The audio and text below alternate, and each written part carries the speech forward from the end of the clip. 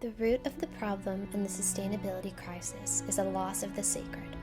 Through conversations with scientists, theologians, scholars, thought leaders, and friends of the Spirituality and Sustainability Global Network, Make It Sacred explores the intersectionality of spirituality and sustainability and why this intersection is critical at our existential societal tipping point. Without spiritual grounding, we won't have a commitment or political will to create hope for sustainability.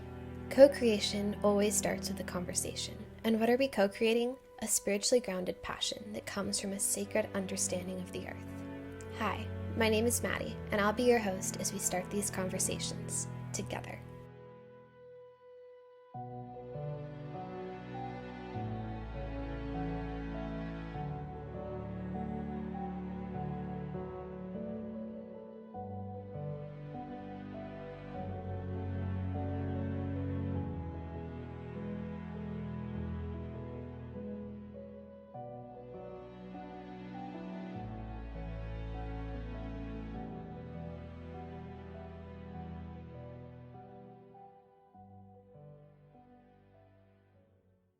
Hi everyone, thank you for being here and supporting us with your ears. On today's episode of Make It Sacred, I have the great pleasure of interviewing one of my best friends in the world, a beautiful, compassionate, and wise young woman named Christina Furst, who is a returned Peace Corps volunteer.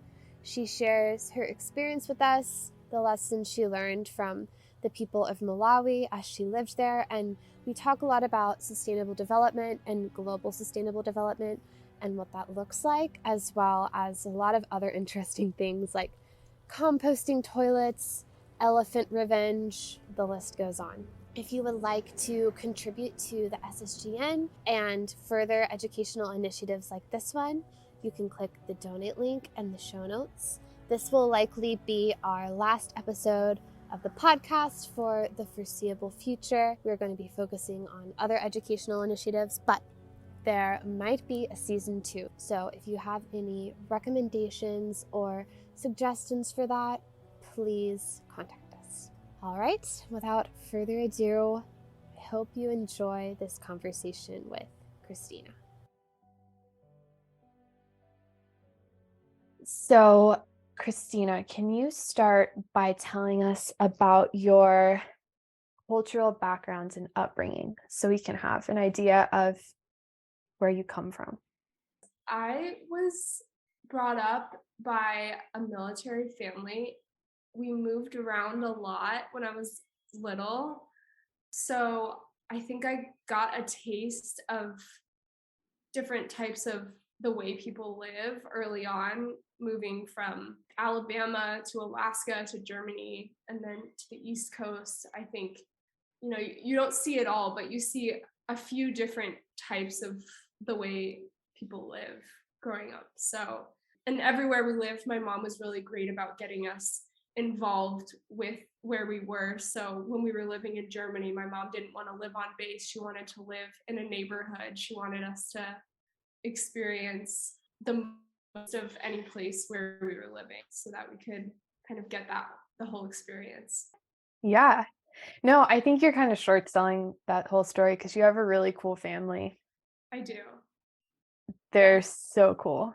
Yes, they're great. I'm very lucky, and we're definitely close anyway. And I think my parents fostered a close relationship within our family, but moving around made us even closer because we were kind of our only constants through growing up. We didn't have the same friends from kindergarten. We had each other, my siblings and my parents. So What was it like when you were a little kid growing up in Germany? What was your experience of that like?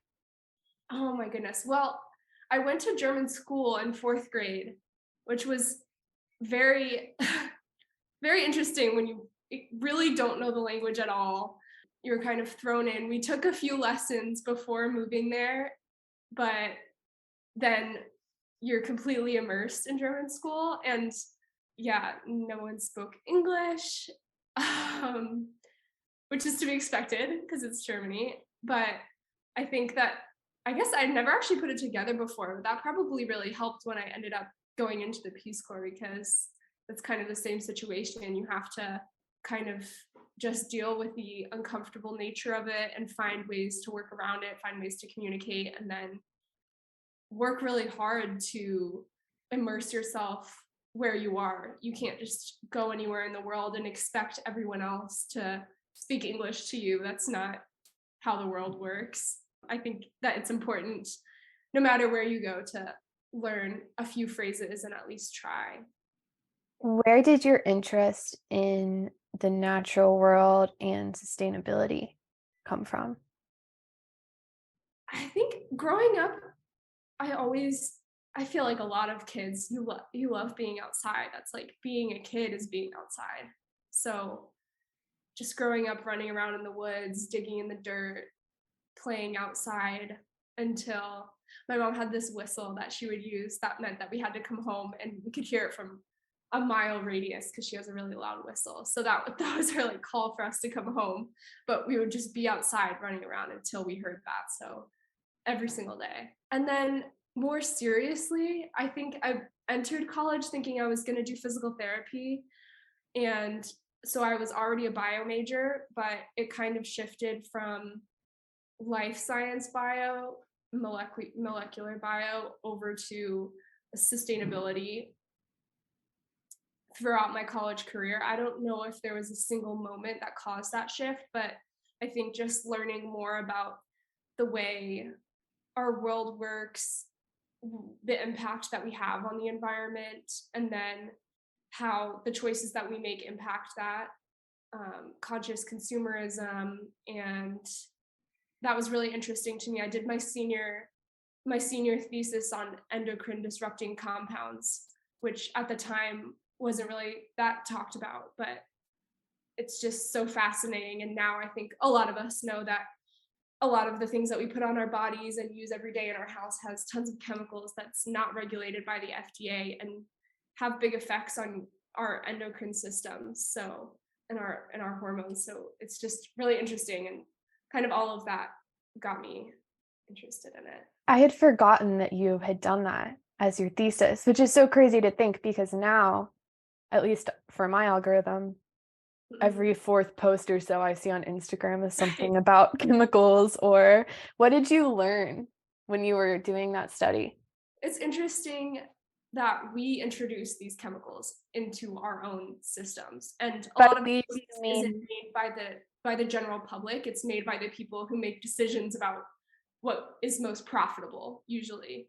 So in 1941, I remember the first case of, in World War II, they were using DDT on crops, and they ended up finding out that it made eggshells really thin in birds. Like the bird shells were really thin and were affecting, like they were hatching too early because the eggshell wasn't strong enough to withstand the elements. So that was the first signal that DDT was affecting these bird shells. But we were using that on our crops and in turn in our food. So I think that was the first sign that you can't just use anything you want and expect that to work, but we still do it. And there's a lot of politics at play there. And, everything's so interconnected. I think it's fascinating what a multifaceted approach sustainability is. Everything is connected. No matter what field you're in, you can tie it back to sustainability. But you could probably say that about a lot of different subjects as well. Just our whole world is so connected. Yeah, that's a great way of saying it. Almost if you're affecting one part of the chain, you can't expect to eliminate one problem without it impacting something else. Mm-hmm. Even like I heard someone talking the other day about Lyme's disease, mm-hmm. and they were kind of speculating on why it's so prevalent. Because if you think about it, people have lived in the woods forever, right. And there was never such an epidemic of it. And the woman was saying, she's actually my doctor. I was like watching an interview of her, and she was saying that a big reason has been because we have killed the predators of the carriers of the ticks. So now in suburban areas where maybe there used to be a lot of foxes, mm-hmm. they're not around anymore. So there's a larger population of the rodents or animals that carry the ticks without it being held in check, which is just so fascinating because you think like, oh, but there's a million little things like that that we've disrupted Absolutely. that have some downstream effect. Yeah, that's a great example. But yeah, there's tons of examples just like that. Yeah. Can you talk about, so you were in the Peace Corps in Malawi for a couple of years. Can you talk about that? I mean, there's a lot you could say about that, obviously, but what was the purpose of your time there? What was your program? What were you doing as a volunteer? I was a natural resource management volunteer. That was my technical title. And that means that my main work was with the local extension planning area, or EPA. And we did a lot of projects throughout the community, like starting community and household and optimizing household gardens, making tree nurseries, and all volunteers, no matter what sector you're in. So in Malawi, there was health volunteers, education volunteers, and environmental volunteers. So I was environmental, but all volunteers work with schools to do programs like grassroots soccer, which uses soccer related games to provide information to high school age students about AIDS and HIV. I also did wildlife clubs with elementary school age students and had a girls club and did one-off events like Pad Project, which is a really cool project that everyone sews pads that help keep girls in school when they're on their period. And those were always super fun because we would have a mix, so it would be half boys and half girls. And it was really cool to see the reactions that were so positive coming from the boys. They'd say, I'm gonna give this to my sister, I'm gonna give this to my girlfriend. They were excited to make the pads too. Those are really fun. So if the girls didn't have those, would they not go to school? A lot of times girls didn't go to school on their periods. Yeah. And it wasn't because of pain or not feeling well, it was because they didn't have a way to be sanitary and contain the blood. Yes. Wow. That's crazy to think about. Yeah. That, because like in the West, we have obviously such a different access to resources, and that's not even something that an American girl would have to think about. Mm-hmm. It's crazy. What was it like to live in Malawi? Like, what were your living conditions like? What did a day look like for you? Can you kind of paint that for us? No, Malawi is a beautiful country. It's stunningly green. It has beautiful wildlife and plant life and natural features, has beautiful waterfalls, and it's beautiful. It's a beautiful country. I lived in a place called Mtubwi, which is close to one of the biggest national parks in Malawi, Luwande National Park. It was really hot in my region, not the hottest in Malawi, but it was really hot. And I lived in what I call a big brick oven because I lived in a brick house, and the roof was made of tin. So the heat would get conducted, because tin is a great metal, is a conductor of heat. So the heat would get conducted into my house, and then it would be insulated from the brick. So the heat would just sit in my house and made it really hot. So during hot season, a lot of people would sleep on the ground, on the concrete floor in my area with the doors open and stuff. But they told me, since I lived alone, don't sleep with your door open, because I lived close to a hill that had hyenas, and they said sometimes they come in the village. So they're like, you don't sleep with your door open, make sure you lock it. And yeah, so I would like use wet blankets, but yeah, it was hot a lot of the nights. What was the temperature? It would get up to like max, I think it got up to like 115 in the hot season, but it was also really hot at night. So I think that's like really, it's hot. But beautiful. I had a great community, and as far as a day-to-day routine, it was really different depending on what I was working on at the time. So a lot of, like I said, a lot of the times I would be working at a school doing different programs. I worked with a lot of women's groups doing business ventures because my community loved that and they were really ready for that and were interested in that and motivated to do that. So yeah, they love doing stuff like that. But yeah, usually if I had a busy day, I would wake up pretty early because you have to pump your own water. So I would go to the well before the lines get really long. Life is slow in Malawi, and I think it takes longer to do normal day-to-day things, because if you want to make breakfast, you have to, make a fire and then, like make some eggs or whatever you normally do.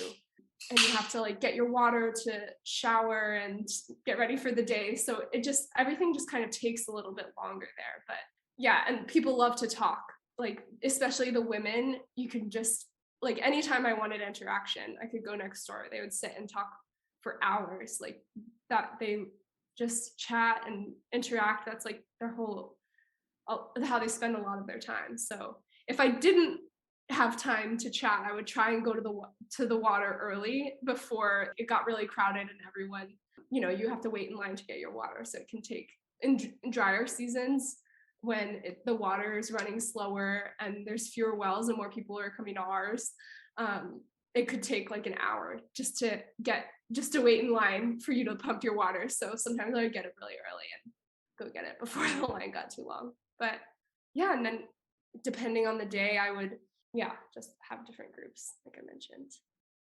Did the people where you were living speak English, or did you learn the local language?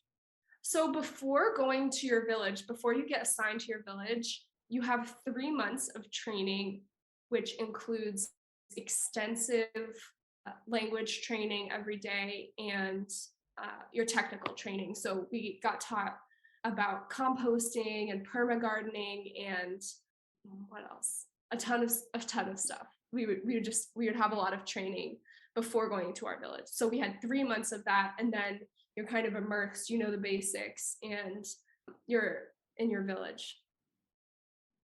So a big part of why you went in the whole sustainability aspect of it is obviously you're trying to equip people to have this knowledge for when you're not there anymore.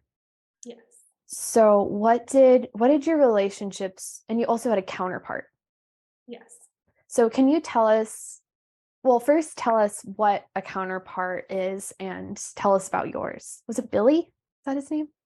I had a few counterparts. So when you go to your village, you're assigned a counterpart. So Peace Corps makes sure that there's someone in your village that will help support your projects. And so I had my neighbor, Chrissy Chipoka. She's amazing, was my first counterpart.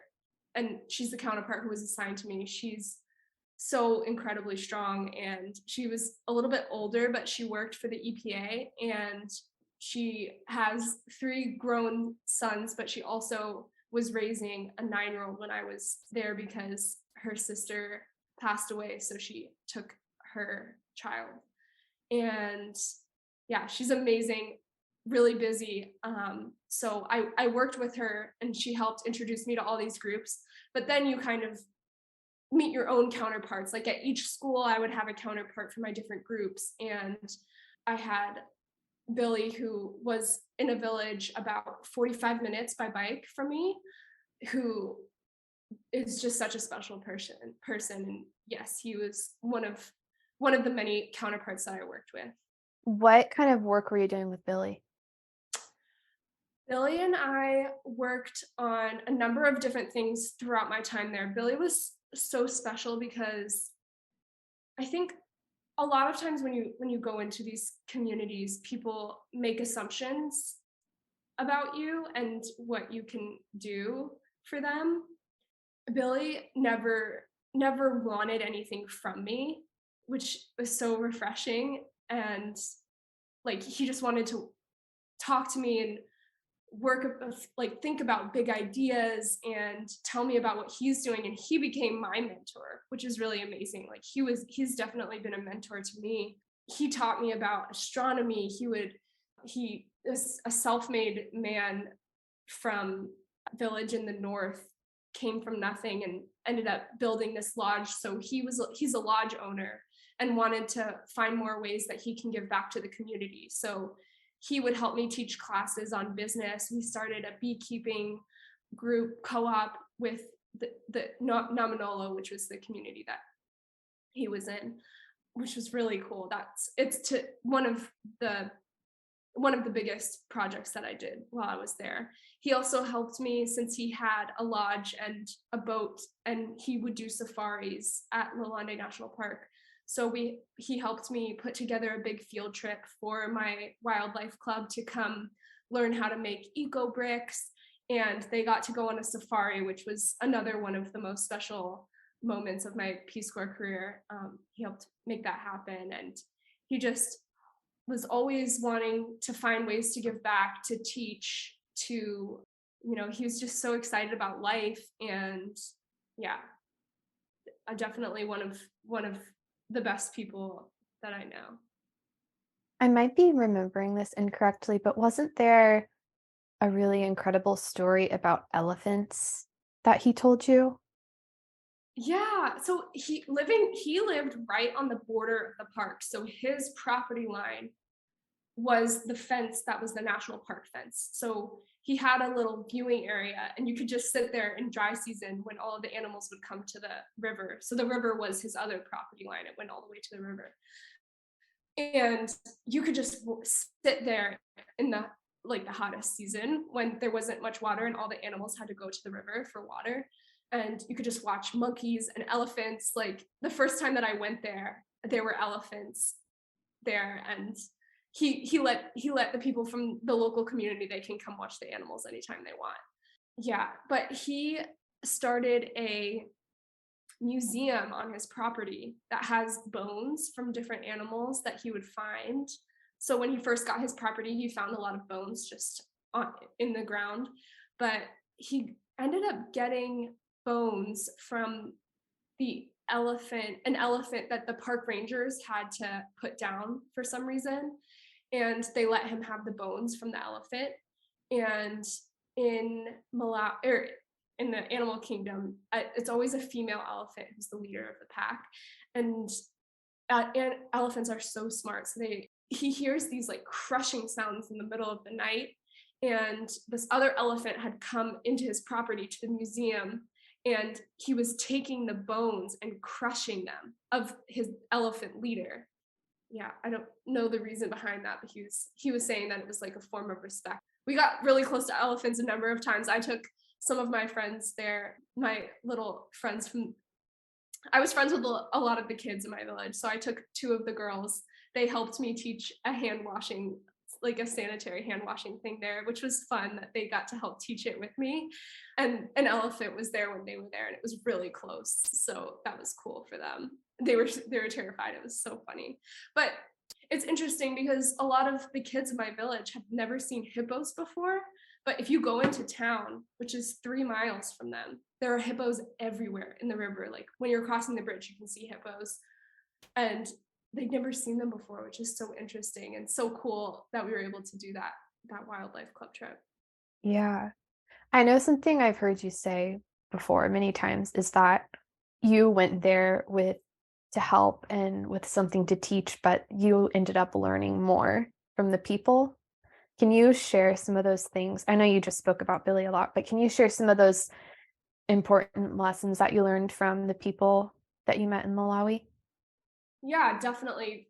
Going there, I think one of the reasons is definitely that you want to help, but I think there's a lot of other reasons for going and doing something like this. You can think about, I wanted to get out, I wanted to see the world, I wanted to experience something great, I wanted to chase adventure and, you know, think about how this could help me later on in life. So I did want to go and have as much of an impact as I could, but there's a lot of other reasons for going too. But I think most people in Peace Corps would probably tell you that you get a lot more than you give. And that's definitely true for me. You learn about what's important, what you need, and definitely what you don't need when you go and you wear one pair of shoes for 2 years. You don't need much at all. And you spend a lot of time in community when I think a lot of times now, especially in COVID and post-COVID, you spend a lot of time. I spend a lot of time, have spent a lot of time on my phone or doing things that aren't community focused. So yeah, I think, but you learn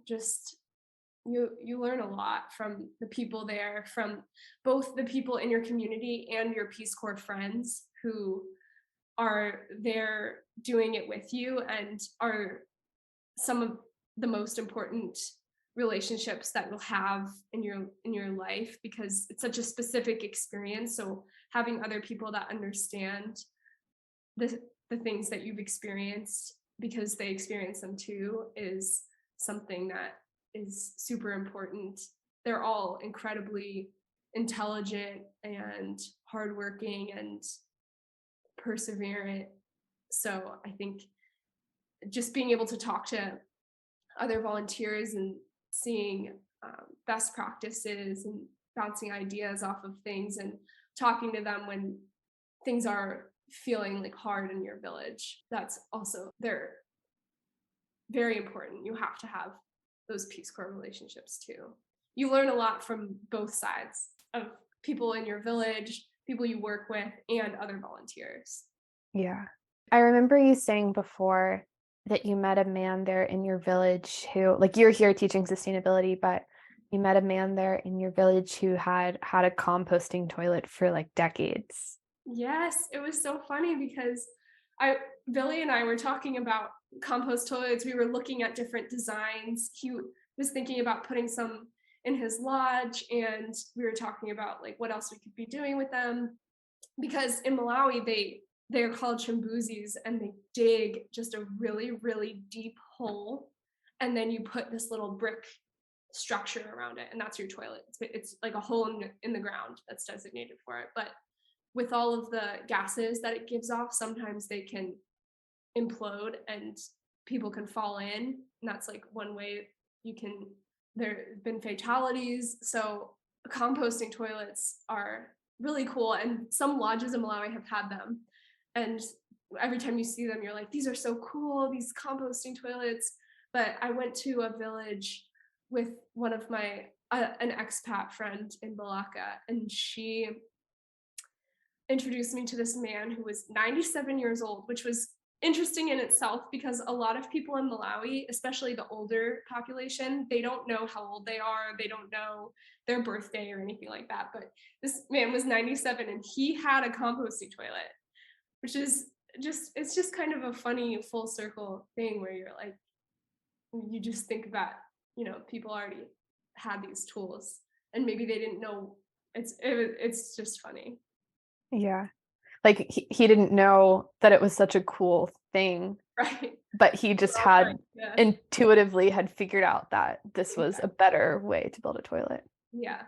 And I don't know if it was something that they used to do and now they do it a different way, or if it was more widespread and then somehow people decided digging a really deep hole was better. But yeah, it's just funny. Now we're trying to get people to move back to the composting. What are some things that you took home with you, or simple pieces of advice that you could give for a typical person in the West that they could make their lives more sustainable? Like lessons that you learned in Malawi or things that you taught there? Well, or even things that you practice like in your normal life. Yeah. Some things I don't know how applicable some of the things are, but I'll just name a few. I think one of them is just, you don't need it. We're really driven by money here. Companies are trying to make money. They're advertising different things to us all the time, and you don't need any of it. I think that's something that's important to think about for me when I see things like that. And they make it so specific. They target the way that your brain works to make you want things. And I think the first thing when I see ads that kind of trigger that want is to immediately say you don't need it, and then kind of go from there. But I think that's definitely something you take away. As far as like composting and stuff goes, if you're able to do things like that, I think one positive thing living in a society that promotes innovation, that there's lots of people that care and are working towards different types of solutions. I saw this trash can that you can keep in your kitchen, that you can put your food waste in the top part of it, and the bottom part is just a regular trash can. But it converts your compost into dirt. So you don't, if you live in a city and you can't, have a compost pile in your backyard, it does it for you in the trash can, which is a really cool invention. But yeah, I think that's cool. Just finding ways to integrate sustainability into your life. Yeah, that's a really good point of saying, I don't need that. I need to do that personally. Because I notice Thank you. when I think like on times of my life where I was really happy and my head was in a good place, those are the times where I spent drastically less money. And then when I think of times in my life where maybe I was struggling with something, I spend way more money. And it's kind of a symptom of looking for maybe comfort or certainty in objects, Definitely. which obviously like that's not where you find comfort and certainty, but in a short-term basis of literal neurochemistry, you do feel it when you buy something. Yeah. I think one of my favorite verses that I think about all the time, it's one of my favorite of all time, and it's been my favorite even from when I was little, is where your treasure is, there your heart will be also. And it's just kind of like it follows the law of attraction. Like what you think about is what you think about. What you think about is what you spend your time coveting, what you spend your time wanting in life, that's what you think about. Yeah. It makes sense, but I think goes deeper too. Yeah, totally. Can you speak to that? Is there sort of a personal spiritual dimension to your heart for sustainability and the reason that you went into the Peace Corps, or even just in your life? Well, it definitely helps to like spirituality is one contributing factor, as I mentioned. Like there's lots of different reasons for doing something, but it always helps to stay centered and grounded and connect with inner wisdom, intuition, cultivating a sense of purpose and meaning. One of the most important spiritual practices for me is love and compassion. I think love is the most powerful force, and it has the power to transform our lives and the world around us. So yeah, I think it's always important to incorporate kindness and compassion wherever you can to whomever you're interacting with. From a Christian perspective, I mean, I draw from the life of Jesus, who was a great example of love in action. I think that's a component as well. I have been telling people this story recently, I guess because it just came to my mind, but like as an example of what a good friend you are. And I remember one time in college when I had lice, and you can see my hair is very long. I have a lot of hair. And you would pick the lice out of my hair at night for me, which to me is like, I don't know if I would do that for you. But you are a very compassionate person, very much so. I admire you for that. What is something, this is something I ask everyone on the podcast, what is something that gives you hope?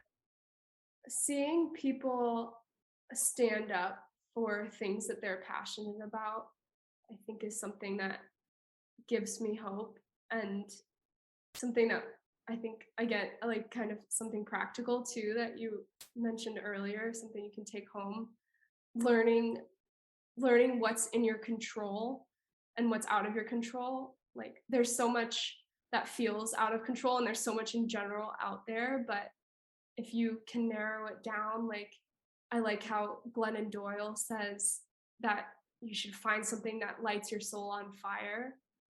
I think that gives me hope to see people, whether that's like as it relates to sustainability, for example, like whether that's the fact that 85% of textiles end up in the landfill, or that 50% of food in the US goes to waste, whatever sets your full soul on fire for that. So let's take food waste, for example. If you start looking at, maybe you start by looking at your own consumption and finding ways to reduce your own waste or use it as compost. And then from there, you can find ways to look for ways to support local organizations or address food waste in your community and kind of get larger and, maybe eventually advocate for policy changes. So I think when people find what they're passionate about, learn everything there is to know about it, and then fix what you can in your own life and kind of spread that larger, I think that gives me a lot of hope, because there's a lot of people doing that.